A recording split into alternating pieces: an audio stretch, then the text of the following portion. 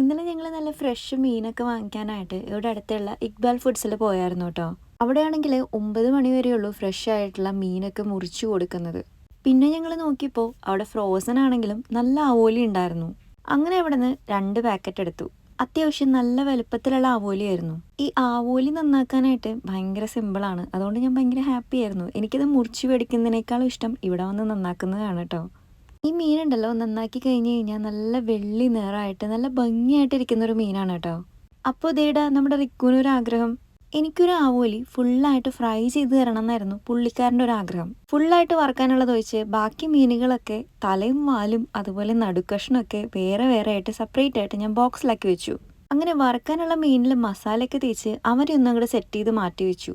ഇന്ന് ആവോലി നല്ല കുടമ്പുളിയിട്ട് വറ്റിച്ച് വെക്കാമെന്ന് വിചാരിച്ചു. ശരിക്കും ഇത് പാലൊഴിച്ച് വെക്കേണ്ട മീനാണ്, പക്ഷേ കുടമ്പുളിയിട്ട് വറ്റിച്ച് വെക്കുന്ന ടേസ്റ്റ് ഞങ്ങൾക്ക് ഇഷ്ടമായതുകൊണ്ട് ഇന്നിങ്ങനെ വെക്കാമെന്ന് വിചാരിച്ചു. അപ്പോൾ ദേ ഉച്ചയ്ക്കുള്ള സ്പെഷ്യൽ ഓൾമോസ്റ്റ് ഡൺ. നല്ല കുടമ്പുളി ഇട്ട് വെച്ച മീൻകറിയും നല്ല കടല അരച്ച് വെച്ച കടലക്കറിയും. അതിൻ്റെ റെസിപ്പി ഞാൻ ആദ്യമേ അപ്ലോഡ് ചെയ്തിട്ടുള്ളതാണ്.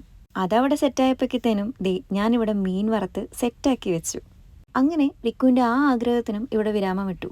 അപ്പോൾ ഇതാണ് നമ്മുടെ ലഞ്ച് സ്പെഷ്യൽ. ലഞ്ച് സ്പെഷ്യൽ ഉണ്ടാക്കാനൊന്നുമല്ല പ്രശ്നം, അത് കഴിഞ്ഞിട്ടുള്ള ഈ ഒരു സെക്ഷൻ ഉണ്ടല്ലോ, ഇതാണ് പണി. അങ്ങനെ എല്ലാ പരിപാടിയും കഴിഞ്ഞ് കിച്ചണോടെ ക്ലീൻ ആക്കി ഈ സമയം മുഴുവനും കുഞ്ഞ് റിക്കുവിൻ്റെ അടുത്താണ് കേട്ടോ. നസ ബേബിനെ ഇതിലിരുത്തിയിട്ടാണ് കുക്ക് ചെയ്യാറ്. ഇന്ന് റിക്കു ഉള്ളതുകൊണ്ട് ഞാൻ രക്ഷപ്പെട്ടു. അപ്പോൾ എത്രയേ ഉള്ളൂ. Tata bye bye, see U.